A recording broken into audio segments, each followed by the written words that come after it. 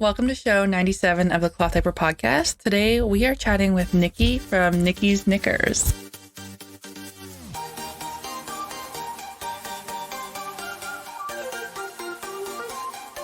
Welcome back to your destination for cloth diaper podcasting. That's right. I think I'm the only one. Maybe other podcasts talk about cloth diapers, but nobody does it for 97 shows over 4 years. That's right. Welcome to show 97 of the Cloth Diaper Podcast with your host, Bailey. That's me. I am a mom of 2 living in northern British Columbia. Technically, I am trained in public relations. I have a degree in environmental studies, and I don't know. I am doing this cloth diaper advocacy work. We're working on the association. We're working on social media management clients. We kind of just do whatever the wind flies our way, and we're okay with it. We are absolutely okay with it. I am really excited for today's show. I'm always excited for shows, but this is a recommendation from Katie Hare. So Katie from For the Love of Fluff, she is one of our listeners, and she always has the best recommendations for me of people I should reach out to and talk to.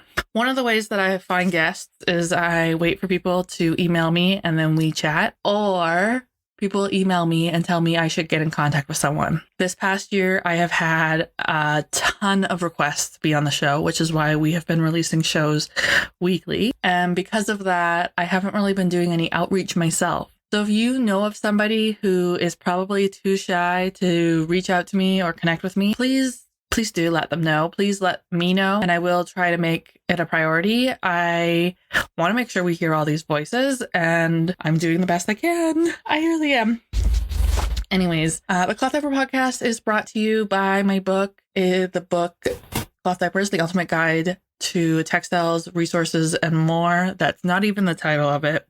Is available on Amazon, Barnes & Noble, wherever you can find books, and it's my primary revenue source that helps support this podcast and the work that I do. So if you are interested about learning about cloth diapers, go check it out. It's a simple read. It's slowly becoming outdated, but follow me online and I will make sure that you get up to date. The only thing that's really outdated right now is my wash routine instructions are a little gentle for when it comes to wool, but you can also listen to Bumpy Wool podcast to learn more about that. I should stop rambling, and we really should get into the meat of the matter, which is the interview with Nicki's Knickers. That's why you're here. What is Nicki's Knickers? Where did your brand start? Where does your cloth diaper journey start? It starts about 8 years ago. My husband and I decided we wanted to have a child together because we don't have any children together. And so I went and got my tubes untied to try and have a baby. And I thought, we're going to cloth diaper this one. So I started pricing cloth diapers and went, I can make these. It's going to be so easy. I can just make them. And then months went by and I didn't conceive. So I just kept making them and went, I can start selling these. So easy. I'll just start this business. I'll start selling cloth diapers. It'll be just the easiest thing. Here I go, head first into cloth diapers, making them, buying all the materials, researching all of this, and got into cloth diaper groups. And, I really thought that I was just going to make these diapers, put them for sale, and people were going to buy them just like candy. It didn't quite work out that way. Oh. Okay, but where 8 years ago, how did you learn about cloth diapers? On the internet, just researched them. And then right about then is when, of all things, Babyville came out with their patterns at Joann's Fabrics. And so they had a pattern book that had the patterns and you could cut them out and make them. And then they had ideas for the absorbent material, and they had whole packages so you could buy the PUL with snaps and all of that. So I was like, this is what I'm gonna do, and I had cloth diapered my oldest child. She's 29 now, so that tells you how long ago this was. I'm 31, so yes. It was the Gerber flats and pre-folds with the rubber pants and the diaper pins. Yeah, that's what my mom talks about. Did. And it didn't last very long before I just went to disposables because there was the modern cloth diapers, what they have nowadays. Those weren't a thing, or at least I didn't know about it because we didn't have internet too much back then either. No. So 8 years ago, you were making Babyville modern cloth diapers then with the PL snaps? Yeah. And like the inserts were horrible. They weren't absorbent because I didn't know about all the other new fangled stuff.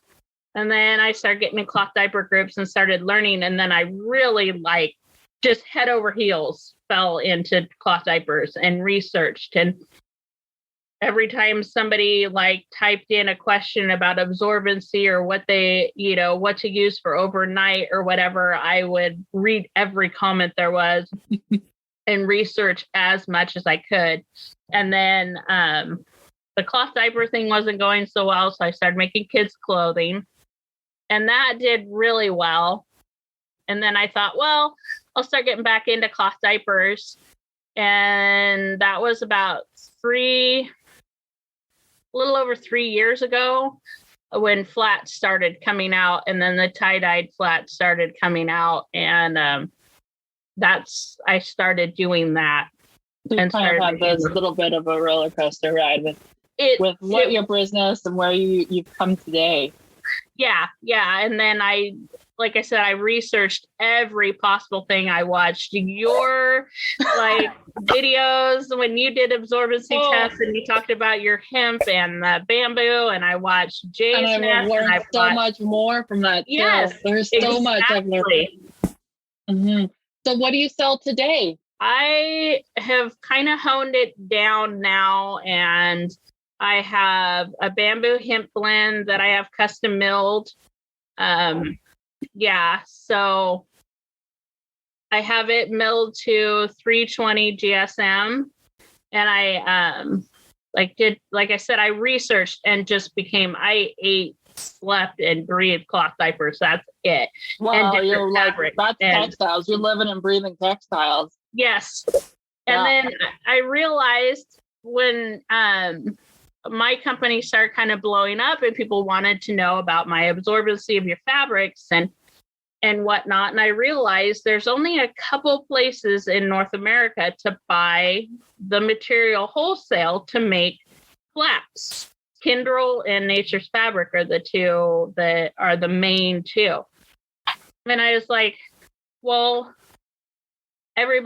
all of the WAMs and the companies are all buying the same textiles. So all of our fabrics are all the same absorbency, the same quality, everything. And so I was able, because I was growing so well, I was able to do the research and find a mill in China that's a smaller company, and they do it in small batches and make it specifically for me. I was going to ask if what your background is to even have thought to custom mill your own fabric. One does not just casually drop that. A lot of research. I really, like I said, and I wanted high quality. I wanted high absorbency. I wanted, and to have that little bit that sets me just a little bit further apart, Yeah. And then a good quality textile sets. No wonder why, now I'm understanding why Katie sent me your way, because Katie has a beautiful taste for textiles. She also sent Blythe my way. So seeing these stories now of custom milling a bamboo hemp blend, was that a lot of trial and error? It wasn't too bad. My new wool blend that's coming out, you're probably by the time... by the time this airs, hopefully it will be in production by then. This one has taken me over a year of development to get to this. It's a 86, I got to remember the numbers here, 86 bamboo, 86 bamboo, 9% merino wool, and then 5% spandex. And it's a 340 GSM. And it dyes amazing. Here's like some. It's beautiful. Is that one layer? It's 2. I know people that we're listening to a podcast are not going to know, but I'm like, anyways, I need to learn more about textiles because that sounds drool-worthy. Something I'm learning, chatting with Stephanie and chatting with Blythe and chatting with Dawn, is there's so much absorbency power in wool that we haven't been using or we haven't been taking advantage of as an industry. So to see, I cannot wait, Nicki. Yeah, this one was, like I said, it's taken me almost a year of development, like finding a mill that even made wool and then writing them, the communicating, telling them what I wanted, sending them a sample of something close to it, but I don't really, like this is the makeup. So they deconstructed it and then said, yes, we can make it. They had to import the wool and the bamboo to make the yarn specifically for me. I mean, it was a huge ordeal. And so they made the yarn specifically and then made me samples. I got like 20 meters sent to me that I could test. Figure out what, And then I sent that out. Katie has a sample of it, and I've sent it out to some other testers. I've made some overnight fitteds with it. So it has 2 layers of that wool with a 500 GSM bamboo hemp fleece in the middle, and then petal soakers that have those same layers with a little booster that snaps in. And the testing so far has been phenomenal. I mean, what about wash and dry? Like these are heavy products, it sounds like, right? Like it's a dense weave. Yeah, nobody seems to be saying it takes a mass amount to dry it. It's easy care. It's wash in hot, dry on hot. You don't have to baby it like you do normally, with a wool product. I am absolutely over the moon with how well they did with making this for me. Wow. I think this is like, it speaks to another level of this industry that we, a lot as a consumer, aren't even aware of, is the amount of work that goes into sourcing the very rawest of the materials for a brand. Yes. And a lot of times you guys are custom making it. So to hear you work with mom custom making it is a huge project. Wow. I know bigger brands that custom make their own textiles that they're bringing into their insert. Wow. Sounds beautiful. I cannot wait. I will have to watch some stuff for your talking. I want to see it. I've been waiting with all the supply chain issues right now. It's stuck. So it finally left China. It's been in Seattle because I live in Oregon on the coast. So it's been in Seattle and Portland area for like a couple of weeks now. It's off the boat finally. Oh, thank goodness. But I'm still waiting from the call from the trucking to say, hey, it's on its way.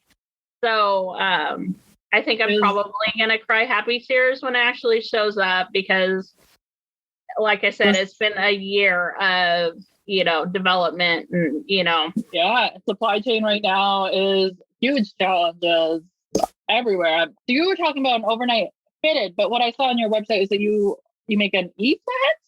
You call it an E-flat? What is an E-flat? Why is that part of what you do? The E-flat to me looks like you've taken, you've modified a juice box flat to be better. I had a juice box. I used to carry the juice box and it just wasn't absorbent. People were like not impressed with it. It was. Yeah. And I was just like, this isn't going to work. And so I had some friends, that were cloth diapering, and I kind of bounced some ideas off of them. And I also then again, because I'm one of those researcher type people, so I just started looking at, all the different pre-flat ideas and looked at different patterns and read what other people in comments would say in all the cloth diaper groups. I had some moms that I talked to. The main thing was they wanted it absorbent, but they also wanted it to dry quickly because once you start adding layers and layers and layers, they don't like to dry. No.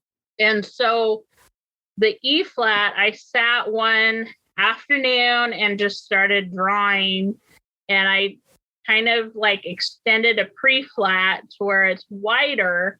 So then as you fold it in, you get those layers, but it'll dry easy because it's only 2 layers of fabric, but you can fold it in to customize it. And you've got a little bit of a longer waist tab as well, like kind of a narrow. You can thank Jacqueline from Jay's Nest for that one, because she was one of the people that helped me design it. And she likes to tuck her wings. And so she wanted those wing tabs to be a little bit longer so she could tuck them instead of. And so you don't have to rely on a snappy or pins or that, because she liked to tuck hers. So I don't like having to find a snappy. And I find that anything with prongs, even though brands will say they're gentle, I find they're not. Mm-hmm. That eventually you still get a hole, and I don't. Yeah. So that's where the E flat came from. Was I extended the weight, the waist wings, and then extended the middle part, and then my testers started playing with it. There are amazingly so many different folds on that E flat. Like, they found folds I didn't even think to try, because they use flats every day. So they were used to doing all these different folds. And in my chat group, there's, some of my girls have helped like make videos and showing how you can customize it to put it in the, absorbency in the front for front wetters, in the middle for middle wetters, and everything in between. I was absolutely amazed when they started showing me videos of what they're doing. I'm like, oh my gosh, I didn't even know it did all that. I collect a lot of really great products, but I don't have babies in diapers either. And so I use it how I think I need to, but man, if I was using it every day, you definitely would get really savvy. Before we started, you mentioned that you had fostered to adopt some new babies in your life. Did you get to cloth diaper them? Did you get to use your products with them? I did, actually. When my youngest was a baby, we got him when he was 5 months old. He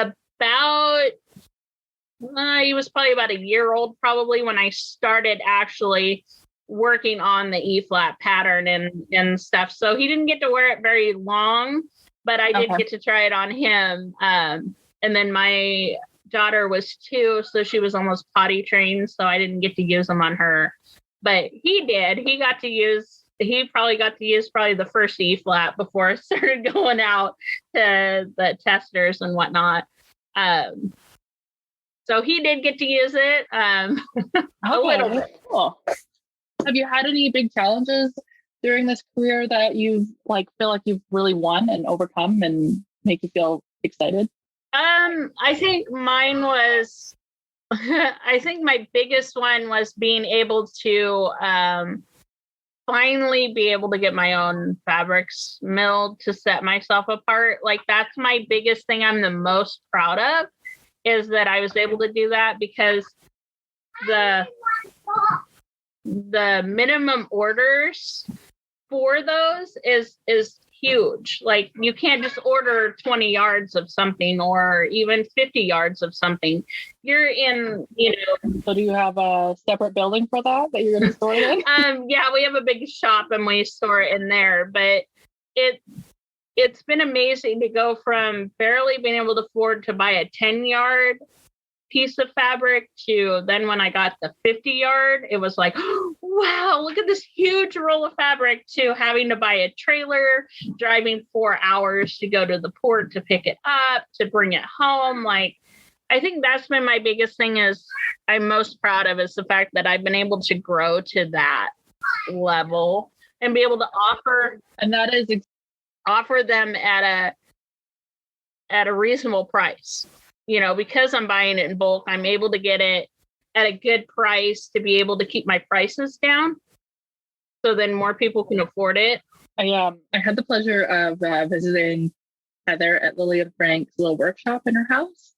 And for you guys listening, the size of a bolt that work at home moms are bringing in when you're producing at the scale is massive. I was blown away by how large and wide they were. That just fills up her garage and back with them when her order comes in. But these milled fleeces, these milled cottons, it's a lot of fabric. I've never seen a bolt that big. It's nothing like you see at Fabricland.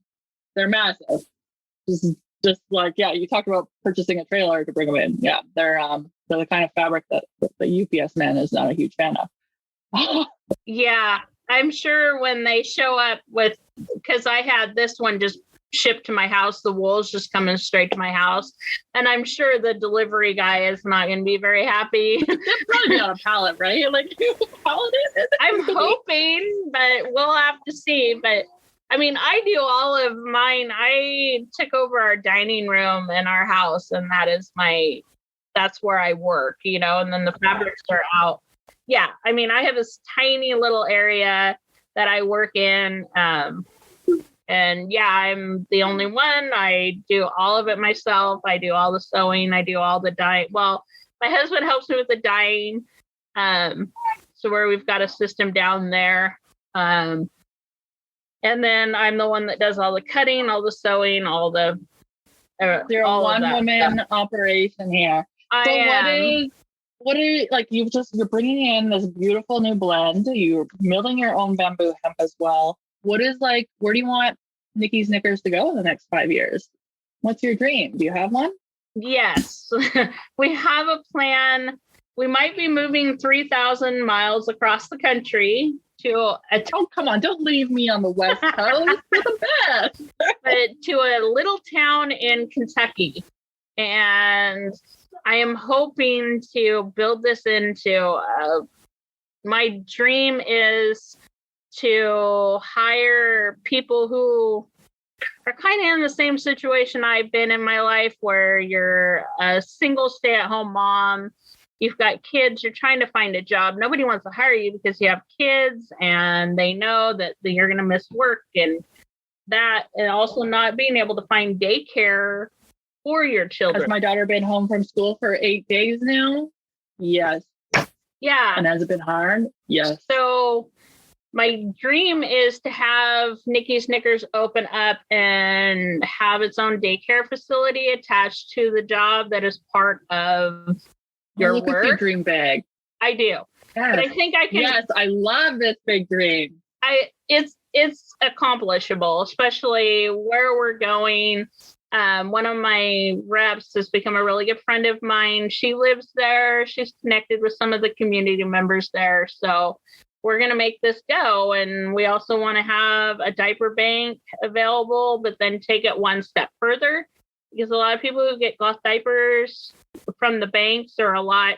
Here you go. Here's this big box of diapers. Good luck. Mm-hmm. And some don't have access to laundry facilities, or even if they do, they're going to make a choice between whether or not they can buy that milk or that bread, or go to the laundromat and pay to wash their diapers. So we want to take it one step further and actually have a diaper service attached to that. So here's your diapers, but then... Oh, I got people to connect you with, Nicki. I don't know if you know people, but I have a few people who have these dreams too that I should... So we're going to make a route and make it available like once a week. Pick up your diapers, you get more diapers. That kind of thing. That is a beautiful dream. It is a huge and such an important one. Do you have family? If you think about moving, is your kids all though based in Oregon? Could you do it? Yeah. So my older kids are all very much grown and out of the house. I have one in Alaska. I have one that lives in Portland, Oregon, but she travels all over. She's got back from Belize. Oh, they're busy. My son, he has 2 children of his own. He's doing amazing. So they're grown. They're on their own. There's plane tickets I can send them to come visit. Oh yeah. I mean, you never know where people are at with their relationships with their family. It sounds like it would be so incredible. And I have taught you in this beginning, and I wish with all my might that we can get you there. And I cannot wait to follow up with you in 5 years. I think we can do it. I really do. I have some other people that are willing to help me, so we can get all our, T's crossed, I's dotted, and it might start in a little town in Kentucky, but I think it'll go a little further than that. Yes, and what I love most about these iDreams is that I hope that somebody else listening feels inspired and can replicate it wherever they are, because we can never have too many daycare-based businesses or too many sewers. And I know that you are needing to run off to go to the playground with your children who think, oh goodness, mom is doing something. I cannot possibly wait any longer. Where can we find you, Nicki? Where can we learn about you? Where can we buy your products to support your vision? And you can find me at nickysnickers.com, which is my website. I also have Instagram, which is Nicki's Knickers 1222. We also have Nicki's Knickers chat on Facebook. We will have to circle back and chat with Nicki in a couple of years about where she's gone, what has happened, and this adventure that she is planning. I can't wait to try out her wool blend, and I look forward to being able to, or actually by the time the show has come out, I should have ordered it already. That was Nicki's Knickers. She's a cottage industry, a work-at-home mom, maker for the E-flat cloth diaper. Next week, we are going to be talking to Tamika at Potty Schmotty. So if you are curious about that potty learning process, that is going to be the episode for you. Until next time, I'll see you online. So be sure to find the Cloth Diaper Podcast wherever you want. We're on Instagram, Facebook, and the YouTube.